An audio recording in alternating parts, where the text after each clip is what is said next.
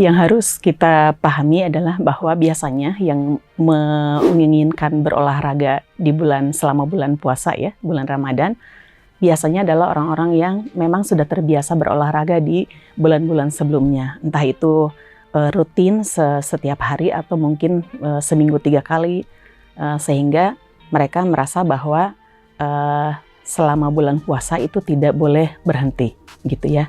Nah, hanya saja karena pada bulan puasa itu kita juga terbatas asupan makanan dan cairan selama siang hari. Mungkin ini yang harus diperhatikan dulu tips-tipsnya agar aman nanti selama bulan puasa mereka tetap berolahraga.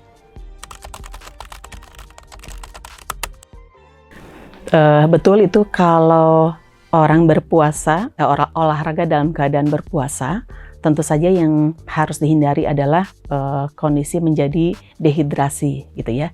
Nah, nanti ada tanda-tanda yang harus dikenali oleh setiap olahragawan atau orang-orang yang sudah terbiasa berolahraga. Apa-apa saja tanda-tanda dehidrasi kalau kita sudah melakukan olahraga. Yang paling biasanya terasa betul bahwa kita sudah mulai mengalami dehidrasi adalah mulut mulai terasa sangat kering gitu ya. Kemudian nanti yang kedua, selain mulut terasa kering, kita udah mulai terasa ada pusing gitu ya. Pusingnya bukan berkunang-kunang tapi ada seperti orang yang nyeri kepala, nyut-nyutan gitu ya. Nah, atau dia mulai terasa ada lemas gitu ya, lemas badannya. Nah, untuk orang-orang yang sudah terbiasa berolahraga, kemudian tetap ingin melakukan olahraga pada bulan puasa, tentu saja harus ada triknya gitu ya. Trik untuk mereka yang mau melakukan tetap berolahraga di bulan puasa, tentu saja ini adalah satu, harus memperhatikan masalah pemilihan waktu. Pemilihan waktu untuk berolahraga, banyak para ahli menganjurkannya di menjelang 30-60 berbuka puasa, atau setelah berbuka puasa gitu ya. Hanya saja kalau setelah berbuka puasa kita kan memang ada kegiatan lain yaitu sholat tarawih gitu ya. Nah, tapi kalau untuk orang-orang tertentu yang sudah terbiasa berolahraga, mereka mungkin bisa setelah sholat tarawih. Itu satu, pemilihan waktu. Kemudian yang kedua, berarti mengatur pola asupan cairan. Oke. Orang-orang yang sudah terbiasa berolahraga siangnya, kalau dalam keadaan tidak puasa, mereka bisa mengatur pola minum. Tapi saat berpuasa, berarti kita harus mengatur pola minum dari mulai buka puasa sampai nanti menjelang imsak, gitu ya. Nah, ketika ini juga kita bisa pahami bahwa pada saat berbuka puasa juga orang tidak mudah untuk minum banyak. Berarti nanti ini harus ada trik untuk membagi porsi, gitu ya. Setelah buka puasa, kan nanti kalau sebelum buka puasa biasanya kita minum gitu ya. Kita kasih minum misalnya 1 gelas. Kemudian nanti setelah makan 1-2 gelas. Tuh sudah ada 600 cc tuh lumayan ya. Nah nanti ketika nanti menjelang tarawih, itu juga kan sebetulnya aktivitas fisik gitu ya. Nanti juga kita terasa ada berkeringat pada saat kita sholat tarawih beberapa rakaat. Nah sebaiknya selama melaksanakan sholat tarawih, kita juga siapkan ada target minum yang harus kita habiskan. Misalnya itu 1 liter. Jadi selama tarawih ada berhenti-berhentinya, ada jedanya. Nanti kita minum berapa cc. Sehingga nanti pemenuhan kebutuhan cairan 2 liter per 24 jam itu terpenuhi sampai nanti menjelang imsak. Itu mungkin ya. Teman-teman yang sudah terbiasa berolahraga jogging misalnya gitu ya, pagi-pagi misalnya karena sudah biasa, saya pikir tidak masalah untuk tetap melanjutkan. Karena saya juga paham kalau orang yang sudah terbiasa berolahraga kemudian berhenti, apalagi sampai 1 bulan, itu akan merubah mood gitu ya, merubah kondisi fisik juga. Jadi kalau yang sudah terbiasa jogging tidak masalah, boleh dengan intensitas yang sama seperti sebelumnya gitu ya. Tapi mungkin yang harus diperhitungkan waktu adalah cuaca. Salah satunya adalah cuaca. Memilih waktu, kebetulan kalau sekarang kan cuacanya memang mendung. Nah ini sebetulnya bagus banget ini nanti untuk olahraga. Nah, jadi untuk olahraga ringan, karena yang dianjurkan di selama bulan puasa, olahraga yang dianjurkan ya memang yang ringan-ringan seperti jogging, kemudian stretching, kemudian bersepeda, itu yang dianjurkan. Nah, teman-teman yang sudah terbiasa dengan angkat beban, selama itu memang sudah terbiasa dilakukan, tidak menjadi masalah. Hanya saja mungkin yang harus diperhitungkan adalah durasi, gitu ya. Nah, salah satu anjuran atau tips untuk berolahraga selama bulan puasa yang aman adalah mengurangi durasinya. Jadi yang sudah terbiasa di 1 jam, kurangilah menjadi 30 misalnya sampai 45 menit. Karena teman-teman juga menghadapi proses metabolisme yang jadi double. Selama olahraga meningkat proses metabolisme di dalam tubuh kita, ditambah dengan posisi sedang puasa juga sama. Jadi reaksi tubuh kita pada saat sedang olahraga dan sedang puasa itu juga sama-sama meningkatkan metabolisme tubuh. Kadang-kadang kalau yang biasa berolahraga, biasanya untuk makannya memang biasanya gitu ya, mereka tidak langsung setelah olahraga kemudian langsung makan, ya. Tapi nanti ada beberapa orang mungkin karena sudah sangat terlalu lapar, setelah berolahraga akhirnya segala macam dimakan begitu ya dalam waktu yang sama. Ini juga nanti harus menjadi bahan perhatian karena kita pada saat sedang berpuasa dan juga sedang berolahraga sedang ada proses switch metabolisme. Yang biasanya metabolisme itu energi dihasilkan dari glukosa. Nah, tapi kalau dalam keadaan olahraga dan juga dalam keadaan puasa, glukosa biasanya kan sudah habis tuh. Jadi energi kita dihasilkan dari lemak yang dipecah menjadi glukosa. Nah, kalau lemak dijadikan energi, itu dia nanti berjalannya cukup lambat, tapi dia bisa bertahan cukup lama. Nah, kalau ternyata tiba-tiba dikasih asupan glukosa yang terlalu banyak, itu proses switch metabolisme di dalam tubuh kita nanti akan balik lagi nanti ke pemanfaatan glukosa. Sementara kalau glukosa itu pemanfaatan untuk energinya itu sangat cepat.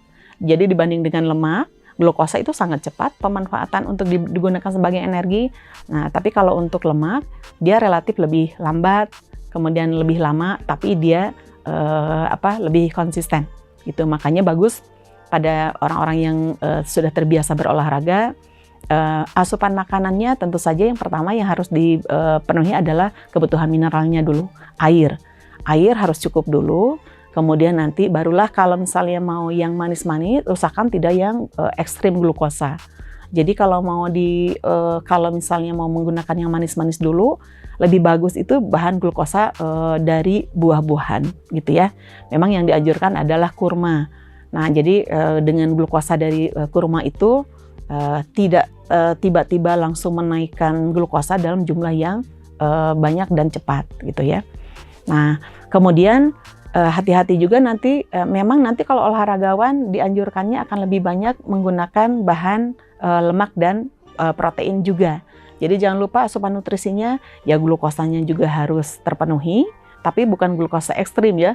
Tidak dari kurma iya, nanti ada sop buah iya misalnya gitu ya, terus nanti ada apa lagi? Kolak iya gitu ya, tidak seperti itu. Nah, pilih salah satu, nggak masalah, kalau mau kolak juga nggak masalah gitu ya. Nah, tapi tidak dalam jumlah yang terlalu banyak. Kemudian pilihkan juga nanti ketika makan, menggunakan karbohidratnya yang kompleks. Jadi tetap harus ada glukosa dari nasi atau dari bahan kentang, dari singkong gitu ya. Nah, kalau dengan bahan-bahan yang glukosa kompleks atau karbohidrat kompleks itu, dia nanti akan lebih lama diolah di dalam tubuh, kemudian tidak segera secepatnya meningkatkan glukosa. Nah, dan jangan lupa tadi vitamin dan mineralnya. Jadi protein dan lemak juga sangat dibutuhkan. Jangan sampai nanti olahragawan sambil berpuasa, energi yang digunakannya malah dari protein karena kurang asupan lemak dan karbohidrat. Jadi proteinnya harus ada, kemudian juga lemak dan glukosanya juga harus ada. Glukosa akan digunakan pada saat dibutuhkan dalam waktu yang cepat gitu ya. Tapi lemak nanti dibutuhkan untuk saat yang lebih lama, sementara protein kita save untuk proses pemulihan gitu. Betul ini ya. Saya memahami betul kalau seorang pesepeda itu biasanya awalnya dia off-road dulu gitu ya di jalan-jalan biasa di tepi kota gitu, tapi lama-lama nanti keinginannya ingin lebih jauh gitu ya. Nah, hanya saja mereka tidak memperhitungkan satu masalah cuaca, yang kedua masalah asupan minum itu ya. Nah, yang ketiganya lagi ketika sedang beristirahat mungkin nutrisi yang dimakan pada saat beristirahat atau rehat itu kurang seimbang gitu ya. Jadi tidak memenuhi kebutuhan seratnya, cairannya. Jadi dia lebih banyak mengandalkan lemak jenuh gitu ya, rantai panjang. Nah, ini nanti ya salah satu penyebab sering para pesepeda mengalami ada yang tiba-tiba mengalami stroke gitu ya. Salah satunya adalah karena faktor dehidrasi yang tidak terasa. Gitu ya, dehidrasi tidak terasa kenapa? Situasi dingin gitu ya, situasi dingin. Nah, sekarang kita sedang cuacanya dingin. Kita memaksakan diri untuk berolahraga. Nah, biasanya itu tidak terasa bahwa kita sudah mulai terasa haus dan mulai terasa kekurangan cairan. Atau orang yang tidak berolahraga pun yang diam di ruangan yang ber-AC biasanya memang tidak menuntut untuk minum terus-menerus. Nah, ini yang kadang-kadang alarmnya menjadi tidak sensitif. Nah, kalau sudah seperti itu berarti tadi kebutuhan cairan harus kita atur, berarti harus kita kasih jadwal gitu ya. Minum jam berapa atau kita target 1 liter itu harus habis berapa jam dan usahakan kita membawa tumbler. Terutama para pesepeda dengan keasikan karena bersama-sama begitu ya, dengan menempuh perjalanan jauh. Betul itu biasanya nanti lupa bahwa harusnya setiap berapa kilometer dia nanti dipenuhi dulu kebutuhan minumnya, kemudian nanti jalan lagi. Kalau sudah mulai terasa mulai ada pening gitu ya, atau sangat terasa kering banget gitu ya di mulut, nah usahakan berhenti dulu, kemudian penuhi dulu untuk kebutuhan minumnya gitu ya. Nah kemudian nanti kita tunggu sampai 45 menit, jangan sampai nanti setelah minum nanti kita langsung saja berangkat gitu ya. Tunggu 45 menit sampai 1 jam karena pembentukan urin itu biasanya normalnya adalah setelah kita minum pada 45 menit sampai 60 menit kemudian akan keluar urin. Kemudian kita lihat warna urinnya. Kalau warna urin masih terasa encer, warnanya bening, berarti itu sudah terpenuhi kebutuhan cairannya. Tapi kalau warna urin sudah mulai tampak pekat gitu ya, apalagi kental, itu udah warning itu gitu ya, bahwa kita dalam keadaan kekurangan cairan. Jadi prioritas pertama adalah harus penuhi dulu cairannya dulu. Setelah itu kalau kita sudah safe, sudah aman, baru kita bisa lanjutkan lagi untuk bersepeda atau berolahraga. Kalau sedang tidak berpuasa ya gitu.